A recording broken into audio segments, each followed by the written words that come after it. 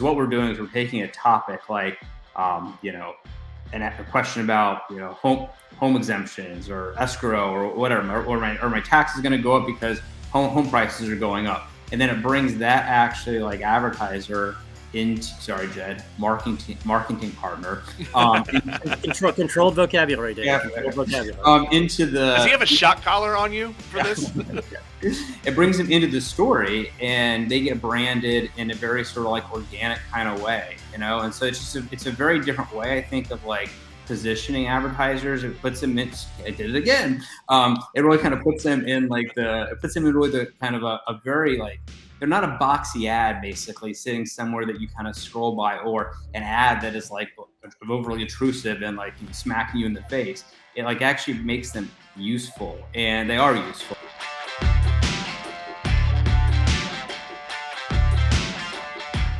Welcome to the News Nirvana podcast. I'm your host, Nick Parker. The News Nirvana podcast features conversations with media professionals from across the country, highlighting our ever-evolving business models and showcasing the strong and effective journalism produced each and every day. This podcast is made possible to you by the generosity of Town News. Town News delivers solutions, services, and guidance empowering local media organizations to thrive in an ever-changing digital world. Contact Town News today to learn more how they can help you thrive. Connect with them at townnews.com. Hello and welcome back to the News Nirvana podcast. I am your host, Nick Parker. I've got with me two guests from Check Out DFW, David Arkin and Jed Williams, co-founders, and they have separate titles too. I think they're both janitor and head janitor. Do I have those right? Nailed it. It's never been more glamorous than having that on your business card. That's called a midlife crisis, I think. Well, look, I want to start. I want to start, and we're going to tell the Check Out DFW story and how you guys have kind of a unique and different approach to suburban and metro newspaper. You're doing things a little differently. But here's the thing that really sticks out to me, because for a century, this title was not a part of discussion about those who ran newspapers. You're entrepreneurs. We're thinking about startups and business with news a lot different than we did for the previous century. Is that right? Yeah. I mean, I'll take that, I guess, to start. David will jump in, I'm sure. To be clear, and this is no slight at any other type of publication or media out there, but we didn't build a newspaper. This is not a newspaper company. It's not a magazine company. It's not a broadcast outfit. And it's a very different type of niche, local and community media product. But at the beginning and the end of the day, I'll just speak for myself. Sure, we both love media. We both love building things in media. We both have a deep, shared, rooted passion for community media. But I first and foremost self-identify as an entrepreneur. It's entrepreneurship. It's building. And I think the lessons, hopefully good and bad along the way, are germane to media operators, traditionally and or new, but I think they're germane to other businesses too and other entrepreneurs. And I take motivation, ideation, learning, certainly from other media entrepreneurs, but from lots of non-media entrepreneurs too. David, I'm gonna bring you in, because I think you and I spent about 10 minutes together in the news world with some of our previous lives. But you have a news background, an editorial side background, and I don't know about your journalism school experiences or your past reporting, but they didn't teach us to be entrepreneurs when we came up as reporters. That wasn't a thing.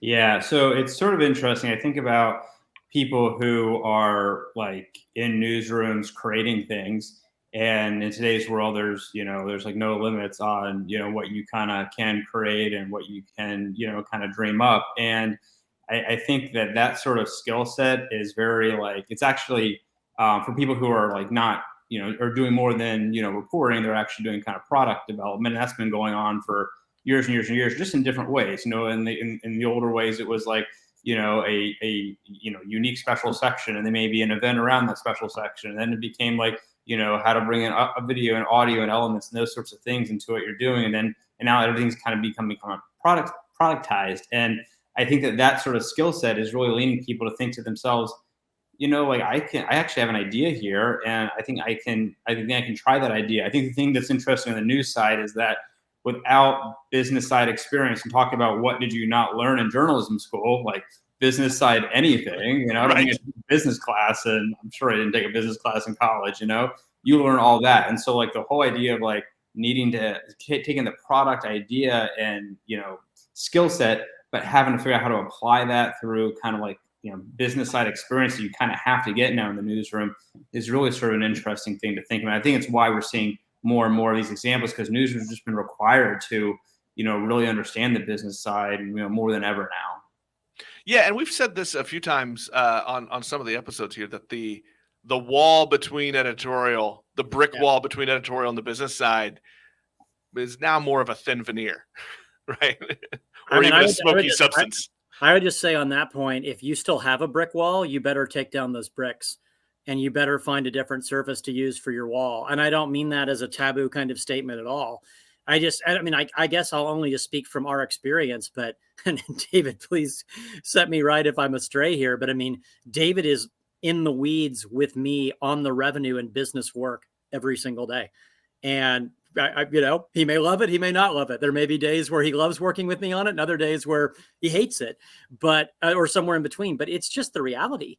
You know, we have a product that's a community product that's about informing our communities and enlightening our communities and activating our communities, and also serving our business partners and our community partners at the exact same time. And it's a product built around great, unique, engaging content from the man you're talking to opposite me right now. Well, that same content that serves our audiences is the same special sauce that fuels so much of our business model. And not only do we not shy away from that, we broadcast that, because that's what makes us different as a media company and as a different, you know, I think nimble and kind of dynamic media company. And so, yeah, I'm not saying you shouldn't have standards. You should. And you should have communication policies and expectations and all those sorts of things. But that notion of a brick wall or a insert term wall here, or, you know, they're on the 6th floor and I'm on the 3rd floor and you can't use my conference room and we're never eating lunch together. And like, that stuff's just, the reality is it's just got to go. Yeah, I agree with that. I think that like there still has to be in all that, and Jed used words like standards. I mean, I sometimes say to Jed, and I don't think we should do that. I don't think we can do that. But more than not, I try to say to Jed, how can I make this work so we can make a sale? And, you know, that's just sort of thinking about how do we sort of align the product in a way that, you know, people like it and want to actually use it. I mean, one of the most unique things I think about what we're doing that I just never heard when I was at different media companies is just how much people like love this thing. I mean, typically people don't talk about like how much they love their newspaper. You know, they all have like bad nicknames for it that always like hurt my feelings a little bit, you know? But like, that's not the way this is. People like have like a good glowy feel about this. And when they have that, you know, you have the ability, one, to build lots of audience, and you have the ability to build, you know, revenue connected to the quality of the product that you're kind of creating. And that's what's so different. So I don't even think about a wall anymore. I just think about like, how do we align ourselves and make sure that we're doing the right thing for the audience? Yeah. And just to add to that, that word alignment is so key. There are tons of examples in media, even recent media in the last 5-10 years. And I mean, David, you and I have talked about these before, that they get astray or they get off track or something doesn't work because there's misalignment, or there was never alignment between the business part of the operation and the content and audience part of it. And I call this kind of perverse motivation. And what I mean by that is like this idea that if one side grows, the other side suffers, or if one side does really well, it means that the other side is not positioned to do as well. We're going to build a really, really big audience, but it's going to be disadvantageous to advertising. Or we're just going to like overemphasize page views to sell advertising, but it's going to create a crummy user experience and it's going to dilute our content. Like, I don't know how we got to that place in media, but we got there too many times. And you looked at it and you're like, wait a minute, they are like way over indexed on content and haven't even thought about their business. That's not going to work because they're going to be out of business. Or all they're focusing on is a page view grab here, or a display ad grab, or pivot to video or whatever. And they're completely compromising everything that they're supposed to stand for with content and serving audiences. And that's not going to work either.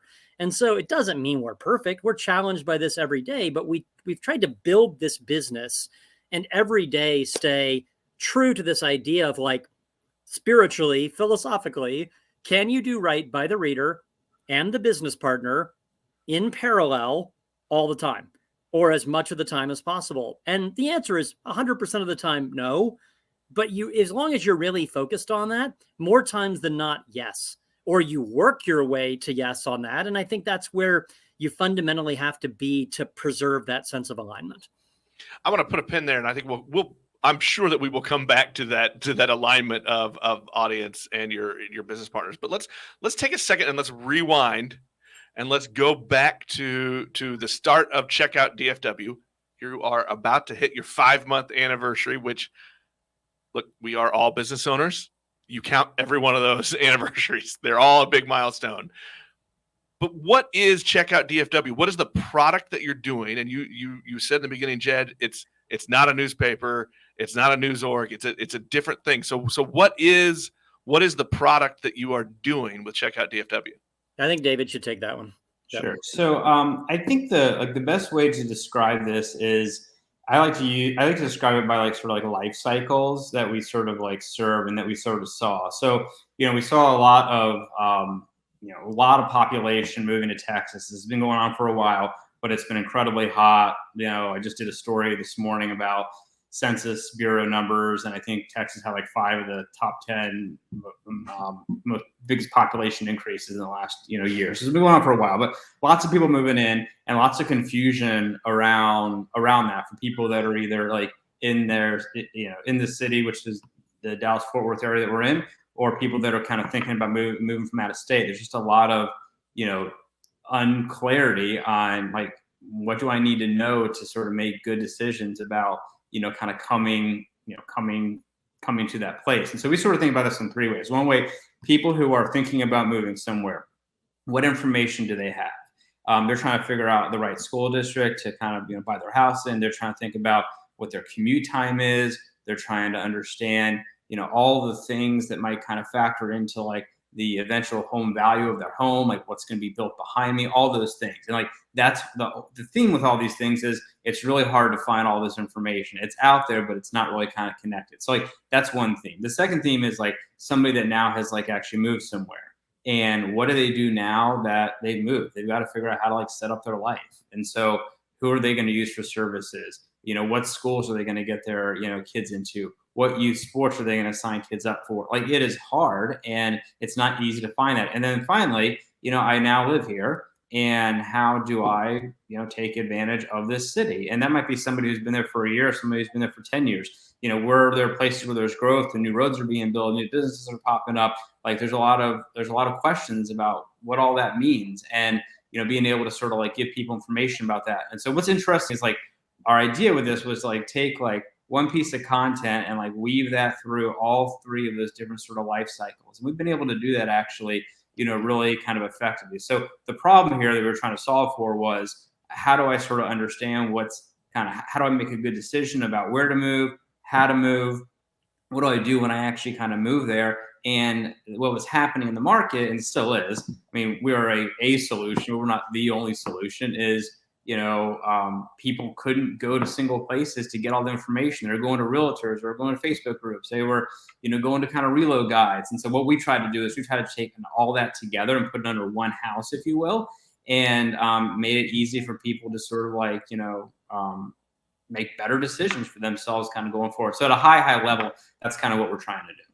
How is it that you are, before we get to the tying into the business partner side, how is it that you are reusing that content through each of those three pieces? How do you look at it and say, I'm going to make sure it gets into each of those? Yeah, so interesting example here. I don't know if you know what Buc-ee's is, but Buc-ee's is like this very popular gas station across Texas. Now it's popping up in other states. It might sound weird to people, but it is like a cult-like thing. Oh, it's a phenomenon. It's look, as an out-of-towner, I've been there. Let me just say, I know lots of families that commute there on weekends an hour to like make Buc-ee's runs. It's a real thing. Well, I spend a lot of time in Facebook groups, and I saw a lot of questions for a few weeks about Buc-ee's. Like, what is this? What do I need to get there? Is it safe to go there? Like all these like funny questions. And so I was like, we should do a little story. A lot of our model is like, we see people that have questions. We can see some data around themes. Then we try to like answer those questions. So I was like, let's do a piece on Buc-ee's. I'm like, but like, if we do this piece on like, if this is what Buc-ee's is, like people who live here already are going to like roll their eyes at us. So I was like, we got to do this in a way that like helps people who haven't moved here, but maybe like driving and going to run into Buc-ee's, people who just moved here who maybe don't totally know what Buc-ee's is yet, and then people who actually lived here for a while. And so we approached it on like, hey, here are 5 things that you should buy next time you kind of go to Buc-ee's. And that worked for because we were able to introduce what Buc-ee's is. We were able to kind of make it work for people who lived there for a while. And like, that was a great way of kind of weaving it. We have to be careful on how we sort of approach it. But I think it's a very like real world example on how we can kind of create relevance. I just want to add one thing on the notion of customer life cycles, because I realize that's kind of a geeky or jargony term, but really we're talking about what David's talking about, which is we have 3 different types of readers, and they're in different journeys, and they're trying to get different jobs done. So if you take a jobs to be done framework, that's what we're using here. What's important about that is like all of the content, generally all 1,200 plus pieces of content on the site, and everything that David builds with our content map, we're not just building to build. Or we're not just building because, oh, that sounds interesting, let's just go do that. And I think that's different, frankly, than so many traditional publishing models, which are sort of like, we publish, we decide, you read, maybe, if you're interested, but like, here we go. Here's our news budget for the day. Like, here's what we're sending to you. Good luck. And that's just not how we've approached this at all. And before we ever launched, we did just dozens and dozens of interviews and in-depth conversations with so many different kind of stakeholders and constituents in this market, whether it was community leaders, schools leaders, lots of realtors, lots of real estate pros, mayors, parents, all these different groups. We're asking these questions about, you have these jobs you need to get done in your lives, whether as a business professional or just as a family member, person, whatever it might be. Where are you going to get these jobs done? Does this information exist? If it does at all, is it readily available, or is it difficult to find? Is it fragmented? Is it actually framed in a useful, relevant, helpful way to you? Or is it just sort of like published out there and you just kind of have to like make of it what you will? And we got so many responses that just basically suggested like, there's no shortage of content. There's really a glut of content in the market. That's not the point. The point is getting at it, finding it is difficult. It's fragmented. It's often inaccessible. And it's often framed in a way where the point doesn't seem to be relevance or utility. It might just be whatever, a piece of content about something, but there's not a so what for me and my life and me for my family. And so what we try to do, and we're not perfect, but we try to take this idea of, and we'll talk more about this with our mission and vision, that our content's about helpful real estate content, trusted local recommendations, hyper local things to do, and expert advice. That's the type of content. That's the what. And then the who is exactly what David said, right? I'm thinking of moving to North Texas. I'm in the middle of my move and need to set my life up, and that's really stressful. Or I'm a longtime resident, but my needs are changing and the community around me is changing. Help me. Okay. How do we help each of those different personas with the type of content that we're creating? So it's really a matrix of matching content types and relevance to specific people and milestones. And I think, again, we're not perfect, but I think that's a really important way to think about who your users are and their jobs to be done before you ever start putting, proverbial pen to paper with any content. I would imagine that it has, one of the things that's helped you is even the people that are, current residents in these communities. The approach to the community people live in has changed over the last 2 years because of what happened with all of the pandemic, right? I think people are engaged more in what is there that I can do, or what is there for me in the community, instead of just the, so many in suburban communities where like I go to work, I come home, I take my kid to a sporting event. Yeah. I bring them home. And I think now there is an opportunity because so many more people are more often looking for those things to engage in around town. I think it's very true. And I'll just pick up on that with a couple of things. So first off, the communities that we're in 7 or 8 booming North Texas. I say suburbs. They're really not suburbs anymore in most cases. No, they are cities of their own right. They're cities unto themselves. Plano's not a suburb. Plano's a city. Frisco's not a suburb. Frisco's a city. McKinney, the same thing. These are, you look at any list out there, I'll go find you a Forbes list or a US News and World Report list or whatever. These are not some of the fastest growing communities in North Texas or in Texas. These are some of the fastest growing communities in the country, because Texas is the fastest growing place in the country, and it's not even close. There are more than 300 people that move to North Texas every single day. I mean, that's a staggering number to sit back and absorb. So one, you just have all this influx of people, an unprecedented number that we firmly believe need and demand the type of content that we're creating. So that creates an opportunity. But the other part is tied to this, you know, what you're getting at, which is all of these people have flooded into North Texas and they found Frisco and McKinney and Prosper and Plano and Flower Mound and Allen, et cetera. But also it's been accompanied by this mass relocation of businesses to Texas and to North Texas. There are, you know, just take California. I mean, there are tons of California businesses uprooting and coming to this area. And when they do, now pandemic has changed this, and maybe not everybody makes the move, but generally when they make a move like that, hundreds, if not thousands of people are coming with them.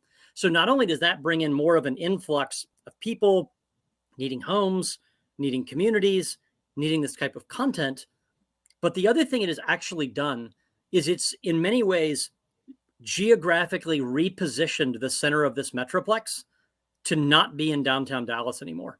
Kind of the new center of DFW is basically like, if you were here, it's on the toll road and Central Expressway north of downtown. In other words, it's exactly where we're positioned. This is exactly where JP Morgan and Toyota and, you know, I'm trying to think of all the PGA Tour and all of these huge businesses are putting their roots down. So I just say all this to echo your point.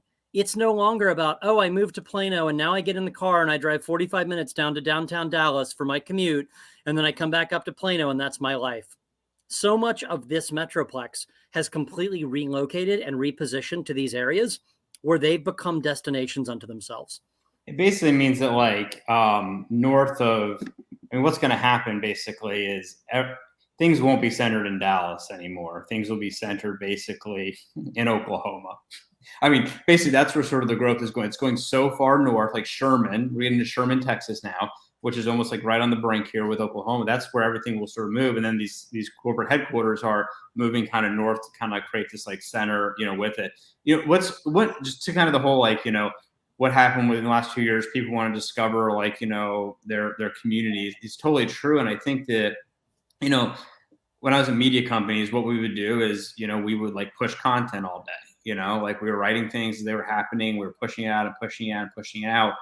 What happens when you do that is when people are trying to like discover things, it's really hard for them to discover things. Like when you go to those sites, it's just difficult. And so we very purposely tried to build something that was like very much like a resource. So unlike a news site that's goal is to like bang, bang, bang, bang, bang all day, like we're pushing stuff out all day, but we're trying to do it in a way where somebody goes to like this section and they can take actions around this section. So the goal isn't like get the latest news in this area here. The goal is to like land on the McKinney page and be able to like actually plan some things out or like find a company to like serve something that you're actually kind of looking for. So it's just a very like purposefully different way of approaching it. And look, I think that would be very difficult for a news site to do, but for our perspective, it works very much because our model is evergreen. Our model isn't like, I'll tell you, I often say no to myself in my head often like, oh, that's a big story. Don't do that thing or do it in a totally different way because like, honestly, in a day, it's not going to matter. And everything on our site has to matter way more than one day.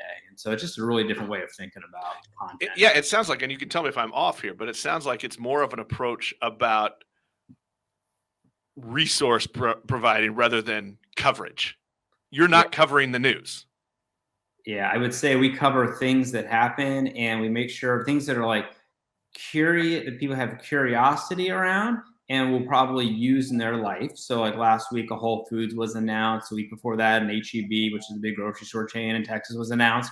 So we do those sorts of like, you know, business stories. But other things that we're doing are really kind of core around, you know, how can they apply this? How can they, like, we have this like little chart on one of our presentations that kind of goes, this is sort of like what makes content go for us. And we'll do it if it like is shareable, meaning like I can share it over the fence or I can share it on Facebook.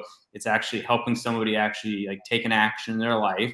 and it's actually searchable. It's like so much of our site is really when Google, gets up in our indexing as we get more authority there, it's great. It's going to be great because the site is really built around search terms. It's how I actually build a lot of the content based on what I can kind of see in those Google tools. So it's very, very, very unique, I think, from that perspective. David, be honest with us and tell us. Let me just add one more thing on that, which is this is not to like diminish breaking news. One, there are a lot of people doing breaking news. So we can't really be differentiated if we're doing breaking news. Like the Dallas Morning News does breaking news, and the Star Telegram does breaking news, and Star Media does breaking news, and like even Community Impact does breaking news to a certain degree. So like I don't think there's a lot of like white space new opportunity there. Also, just to be really blunt about it, breaking news is valuable. Let me start with that statement. But breaking news becomes much, much, much, much, much less valuable the minute it's broken. And by the next day, it may not be valuable at all. And by the next week, it may have very, very little long tail value. And we just believe, to David's point, we've got to create things that have real, substantial long tail and long-term value. One, because it's consistent with our product and everything that we're trying to achieve, like David described. Two, candidly, we're two guys building a media company. And yes, we have a network of contractors and freelancers, et cetera. But this comes back to the point about saying no to things, whether that's new products or it's something for a partner or it's a particular type of content.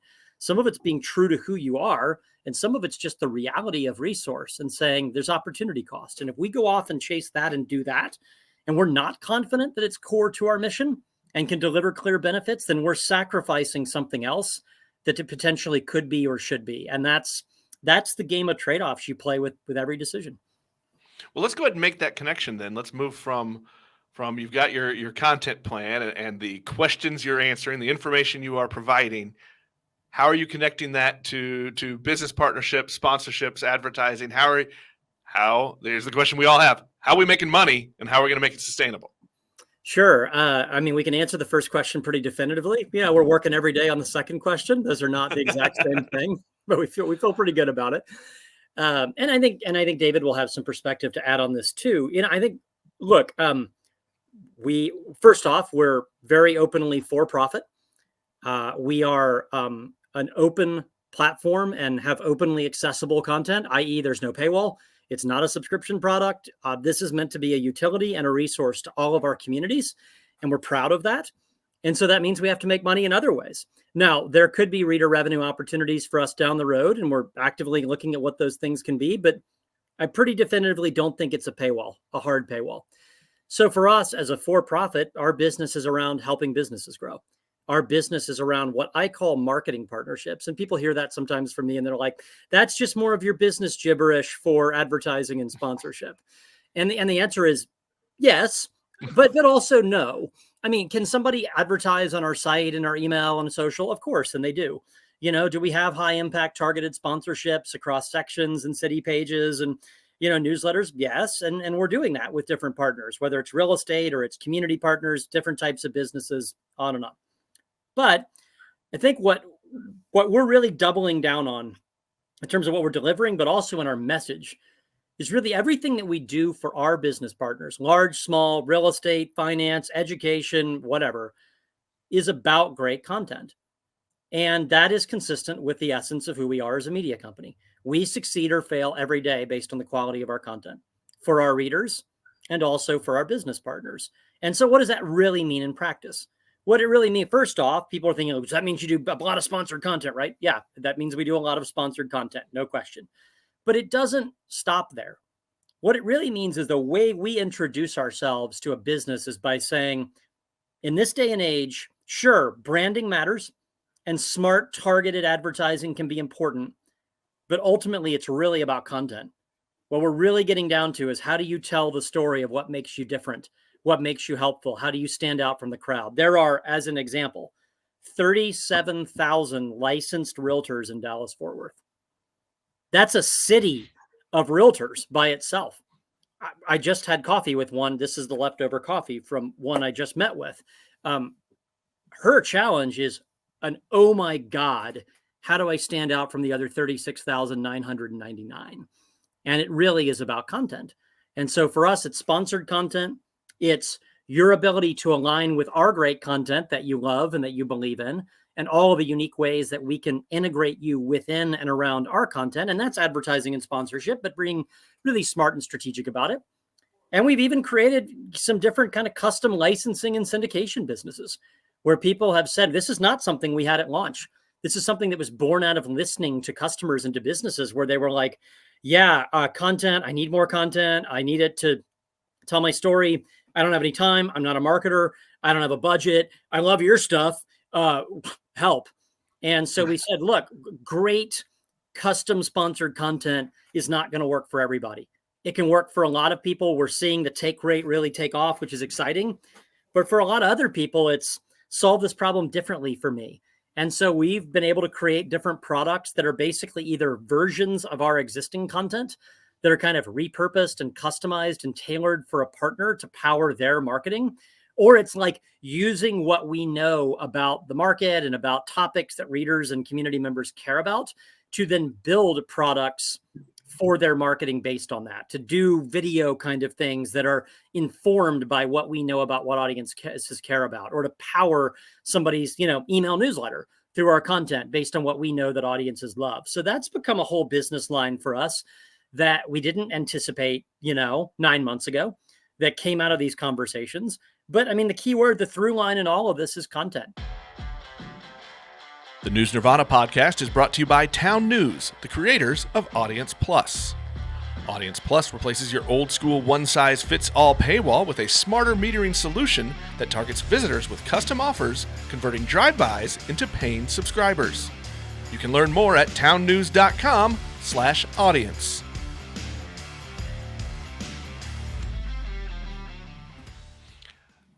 David, that sounds like the dream that we all wanted 20 years ago of somebody on the business side saying, yeah, you're right, content is king. Have you found a Nirvana, an oasis? One of the things I think is interesting about this is, so we have this program called Experts, and the Experts program, we kind of, they started out as real estate pros, and now they're getting into like visitor bureaus and some city people and some moms. And the idea with it is that we get like a lead from somebody. So somebody sort of says, "Hey, you guys should really talk to this real estate agent, or you should really talk to this mom." And so we talk to them, we vet them, and we determine that they really know their space. So they may know like maybe the mortgages, or maybe they really know kids' activities, or whatever might be things to do. And we really then end up kind of working with them to actually build content. So in some case, it's actually a free program to kind of get into. People can't like buy into the program. We kind of bring them into the program, and then they can sort of choose to buy if they want like more free, answer more questions, or get more distribution, do video with me and all that kind of stuff. But what's unique about it, I think, is that it actually brings the advertiser into the story. And so, sure, an advertiser can get brought into a story from a sponsored content story. Like that's like nothing new. What's new about this, though, I think, is that it brings them into, it puts them in really the kind of a very like, they're not a boxy ad basically sitting somewhere that you kind of scroll by, or an ad that is like overly intrusive and like smacking you in the face. It like actually makes them useful, and they are useful, and it just like it lifts them in a very sort of like different way that I think they like. And they're getting, actually, it's just interesting. Like you don't really think about this today very much. You don't think about like how advertisers can be part of storytelling in a way that actually they're like the source. But if they own an area and they understand an area well, they really can be the source. And what we're doing through this expert program, we're building like a relationship. And so like now the audience is getting to know them the same way that like for a newspaper, the audience would get to know a columnist. And it's really sort of the same thing. They're kind of it's building sponsored content that's not icky. It's not icky. It's not, they're not trying to sell anything. And every time they try to sell something, like, they'll, at the end of it, they'll be like, and you should contact me because I'm the kind of realtor that can give you these kind of, solutions like X, because when you do stuff like that, it just, you lose the audience. You've lost the reader. Yeah. You really do. So it's just been a unique way of like making content king, but in a way that is actually not just helpful to the audience, but it's actually really helping the advertiser too. I like what you guys are doing, and this is going to circle it back a little bit to the audience and the reader engagement is, I think like no other time in the industry, the reader is so valuable, so important to every part of the business plan, right? So providing the information that they want and they need, but then also getting them to the people, the marketing partners. I'm going to use your words there. Well done. Perfect. I don't want to get a shot collar. I don't want that. Nobody wants that from me. but then bringing them to those resources, to those partners in a way that, and I mean, I kind of joke when I say that doesn't feel icky, but David, you know, our backgrounds, right? That was we'd get that chill feeling whenever somebody asked us to do sponsored content. You're not doing that, and you're finding a way to really engage your readers and give them what they're looking for. And I think that's what we're all trying to figure out is how to do that, because look, readers are our revenue source now too, and that we never looked at them that way before. Yeah, you know, a lot of people will say, you know, you got to go where the audience is, and yep, you sure do. Like, you know, that's why you got to have a great mobile site, and you got to be active in social and all those things. But you actually have to go where the audience is. Here's what I mean by that is this. You know, we can create content and we can like put it out organically, and we can even pay, you know, to put in social campaigns and everything. But really the way that you get content to your audience is by seeing things that they're actually needing. And so, for example, you know, Facebook groups, they're very clearly asking for things. They're asking like, I've moved here, give me a preschool I should take my kid to. Hey, I'm thinking this is a really weird one, but this is happening a lot. People from outside of Texas, I'm moving to Texas, from California, what route should I take?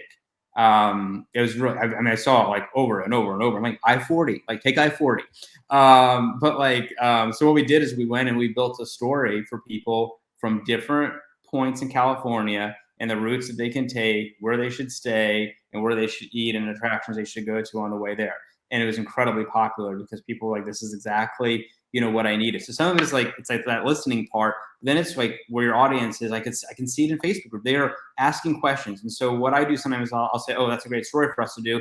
Or I'll pop in and be like, hey, we actually have this story here. This is who we are. And I think it might be helpful for you. And here it is. And like people, I mean, it's obvious, but people appreciate that. What media, like in my past, I would never have done that. You know, what I would have done is like, if there was a comment somebody made and we wanted to clear something up, we would clear it up. You know, we'd want to be transparent and, you know, or try to be helpful. But this is a whole different level of like being where your audience is. And there's lots of different ways that we're sort of doing this, but it's just very different than, you know, way I just personally have, you know, kind of acted and behaved with the audience kind of in the past. You know, I'll just add one quick thought on that too, which is, I mean, David captured it perfectly, being where an audience truly is. And I think that the complement to that is being there the way they want you to be there. And what I mean by that is like, if you look at most of our content, it's not written to be long form. Sure, there are long form pieces David will do. We have a series right now about affordability and this idea of like balanced housing, and not everybody can afford a 4-bedroom, 3-bath home in the suburbs. So what are your options? Like, we will do enterprise and deeper pieces like that. But day to day, it's just not how people consume, generally speaking. It's not how they're living their lives. And so, sure, we need to be present and helpful in Facebook groups and other community forums. And then we need to be helpful with content that's actually delivered in a format that they want and is digestible and readable for them. So lots of our stuff is short, in bursts. It might have infographics. It has lots of photos. Our storytelling is meant to actually, like, we can go where they are. But if we go where they are in a way that doesn't resonate with them, or they don't have time for, or they're not interested, then we've still lost them. You look at our email newsletter. Our email newsletter is not, and there are great, you know, email newsletter products out there, 6 a.m. City and Axios and Morning Brew and all these things. We're not trying to be that. Those are these like definitive email products, and there's 27 links in there, and I'm going to spend 15 minutes in that. And it's like, you got to be really good at that product to get me to even spend 5 minutes in that. And those are world-class email providers. Our idea is like, I'll go back to my coffee cup, which is now empty. This is about how much time you have with somebody in the Starbucks line, not drinking the latte, ordering the latte and getting the latte, either in the drive-through or the walk-through. So our email newsletter is basically like the stuff you need to know to get you to the site to read the things that we want you to read while you're getting your latte. That's basically a very sort of casual way of putting it. But I think we may not love that reality with readers today. It may be it's certainly a difficult reality to navigate. 85, huge percent of our audience is mobile, but it is the reality. And if we sit here and think we're going to change that behavior, that's a fool's errand. Have you found in your research, and I like to ask people in different markets this, that reading, I think you just said mobile, right, is by far the bulk. Reading, and there's so many ways to package your product, right? I mean, there's newsletters, there's your website, there's podcasting, video series, photo. Where are you finding most of them still want, even if it's a 5-minute read, they still want to just scroll through and read? Yeah, I mean, we're finding the read is still important. I think we can sort of see the time on things and where the consumption's like happening, and where it's not, they're not like staying with it as long. So that really kind of gets down to kind of more topical things. Galleries are faster than kind of an explainer, an explainer on something. I would say we're sort of like we're doing more video now for partners. And we're obviously looking how we can do our own videos. I would say from that perspective, I think that there's going to have a desire to have, more consumption from us from that, whether we're using Reels or we're approaching it in a different way. Like, I think we're going to have to figure out how to I think we've done a good job of visualizing our content within words and images. We're going to have to figure out how to visualize our content a little bit more, I think, through video and, kind of audio going forward. But what I'm learning is that it's not a new learn, not a new learn for me, because I said it for years, and now it's actually true. It's funny to be in charge of things and say we should do these things, and now I have to do them. And it's just a funny world.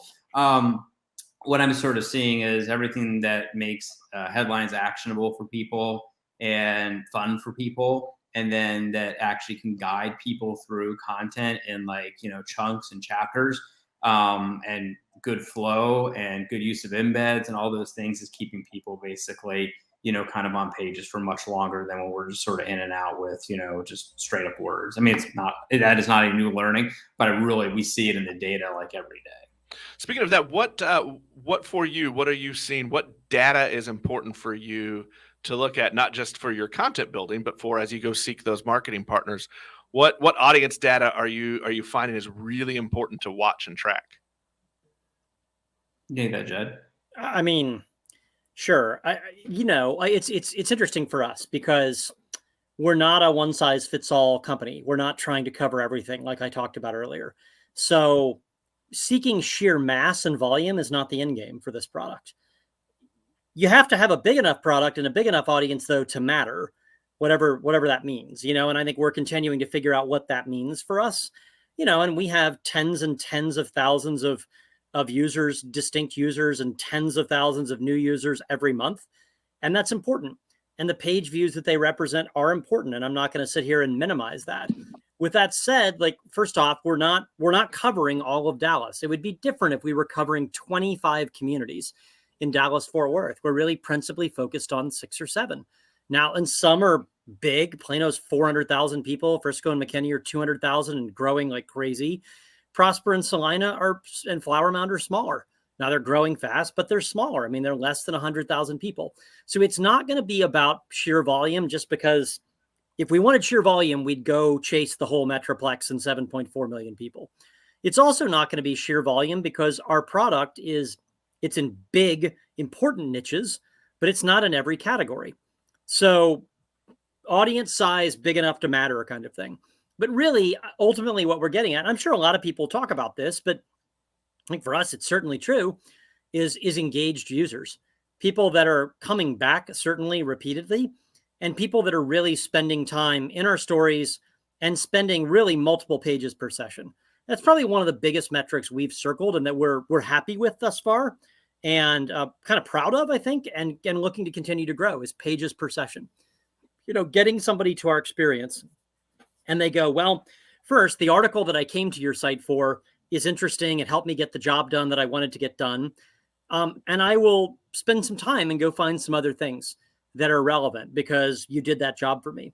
Combined with a user experience where they go, oh, it's really easy for me to find other things. It's easy for me to navigate. It's an easy site to understand. The related content and the research and all that really works for me. It's a clean experience. It's a fast experience. This is where you combine both quality content and UI. And you put those together and say, okay, the net effect of that can be somebody stays with you longer.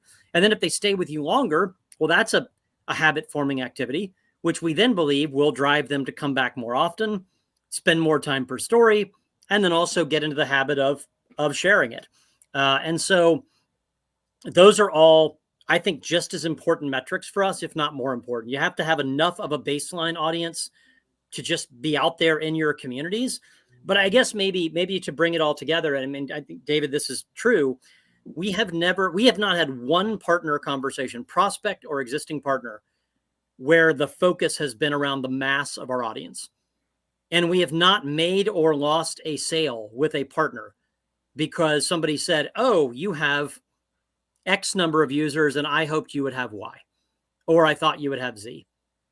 We have enough users for them to go, oh, you guys are legit and you're here and you're in the community. And then they see our engagement numbers and they go, okay, this product really seems to be resonating with those users that you're talking to me about. But then in a good way, the discussion becomes less quantitative and less sort of like quant geek nerd out on Google Analytics and more qualitative. I really like this product. If I'm a realtor, I could use this product with my clients and it'll make me look like a hero because I'll be informing them of things they need. Or, God, I love the voice of this content. I could see my brand in this. Or I'd love to have content with this kind of voice. Or, man, if you guys create content like this for yourselves, what could you do for me? And so then it becomes more qualitative, anecdotal, more personal. And so we have data that gets us to the table, but then we have a story that people really warm up to. And that's ultimately where I think the partnership is kindled. Yeah, I mean, one thing I would add here is, Jed and I, as we're, talking to people who kind of came on with us early, and now we're, wanting to, have them to, continue on with us, which they are, which is great. We're talking about like, hey, here's like the overall numbers are important in some level. What's most important though is that we're actually getting traction for the things that they're actually working with us on, the content we're working with them on, and that we're actually working hard to get that content out to the audiences that they're trying to actually reach. And so, like, yeah, sure, some of that can be done technologically through targeting, but a lot of it is honestly like boots on the ground sort of stuff to make sure that we're kind of, promoting them effectively and that we're kind of getting as far and wide as we possibly, can. So I just want to make that point. The other thing I was going to say is the, we're seeing big, as any new publication is, you see big bursts of new users every month.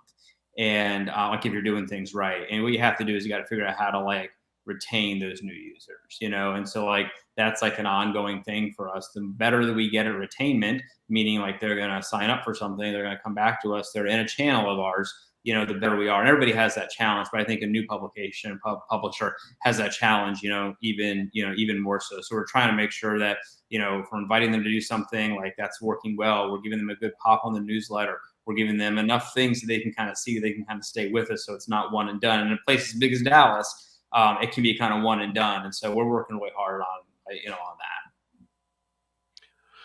that. You are almost at the 5-month anniversary. So let's look ahead. What do you want to have done? What's the big goal for the 12-month, the 1-year anniversary? What are your big goals? Man, David, you want me to tackle that? Besides a shot of something good, right, to celebrate. Right. I mean, I think I'll take the first shot at this, I guess, and David can offer his point of view on it. First off, there's just, I'm not saying this as a line, it's true. There's so much work to still do just in these 7 or 8 communities that we're principally focused on. I mean, we've been here less than 5 months. And we've been so intentional about building community partnerships and deep relationships in those communities. It's something David and I are very proud of.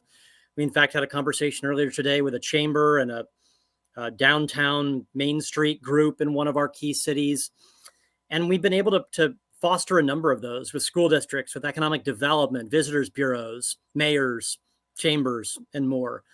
There's a lot more work to be done with that to truly be in and of the places that we serve, to figure out all the ways that we can serve those places better.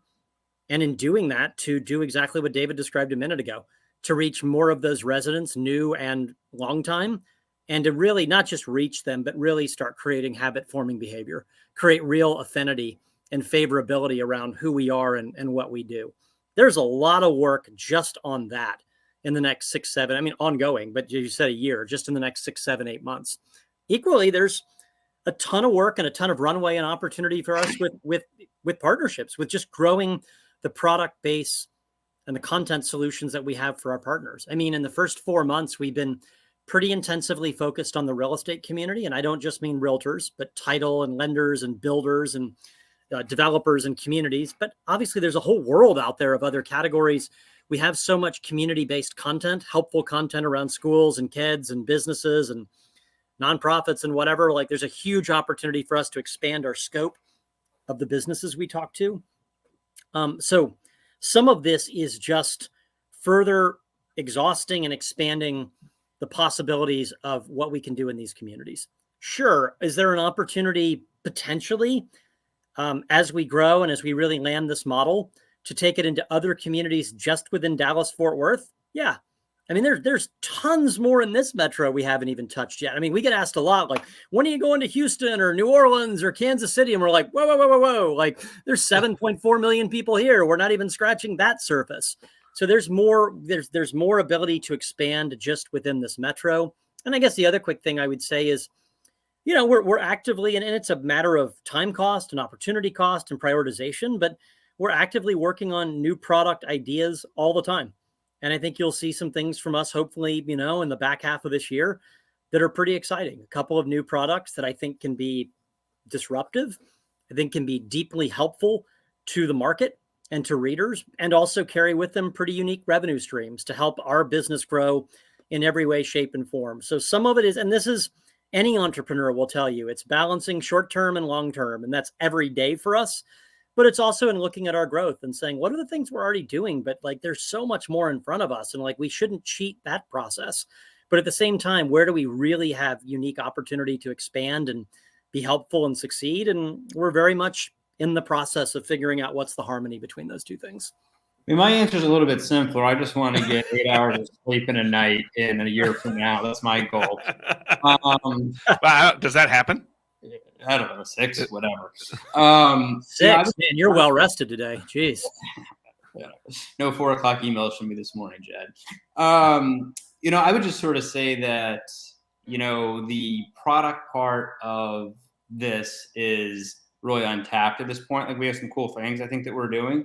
There are things in here that we really could sort of that could be really unique for the market that we're talking about, that we just haven't really, kind of gotten to yet. And I think, in a year, we need to grow the business and grow our infrastructure to be able to sort of, support that. I mean, when 2 people start something, it's the 2 of you, and I think as we sort of gain more interest and more audience and more, marketing partners, that kind of, it's like a growing up thing, and right now we're 5 months old, and you kind of do whatever you got to do to get through those, and I mean, whatever, we were joking about the janitor stuff, but it's a real thing, and I think as we kind of move here, I think, we'll kind of continue to, grow up. I think the product will continue to get, better. I think readers will become even more part of the story than they are today. I think that we'll use our audience more than we're able to use them today, just because it'll be bigger. I mean, you need a bigger audience to be able to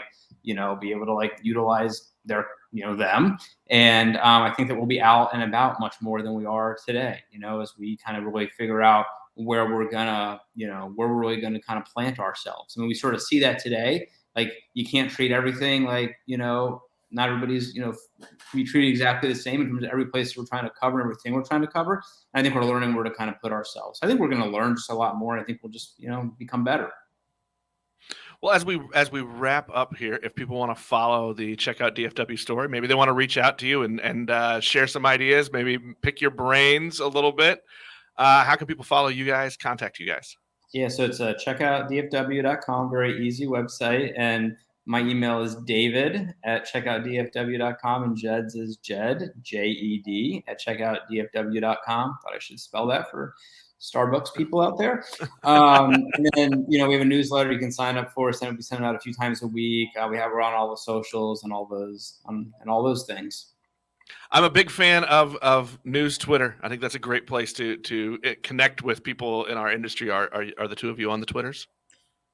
We are. Very, very much so. I'm pretty active there. I probably spend more of my time on Twitter than any other social media source for exactly the reason you said. And for those people that are critical of Twitter, I tell them Twitter is all about how you curate it and all of what you make of it. And so there's an interesting set of discussions in news Twitter going on quite a bit. I agree with you.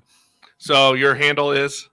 I guess this was taken when I tried to set this up a billion years ago. So I'm at my last name, first name. So at Williams Jed, just to confuse people.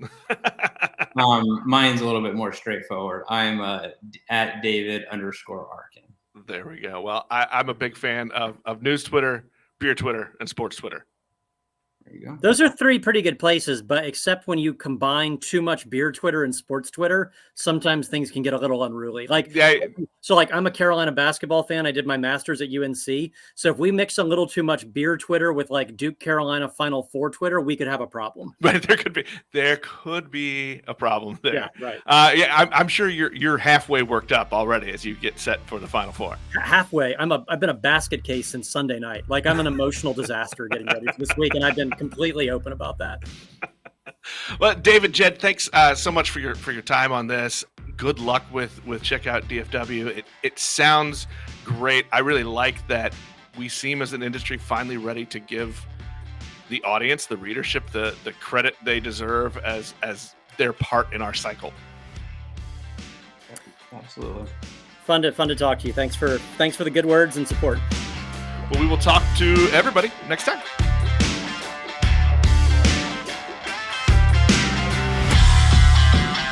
The News Nirvana podcast is available on Apple Podcasts, Google Podcasts, Spotify, or most any of your favorite podcast apps. The News Nirvana podcast is made possible by the generosity of Town News. Connect with Town News at townnews.com. The News Nirvana podcast is produced by Fredcasts. Think, speak, act,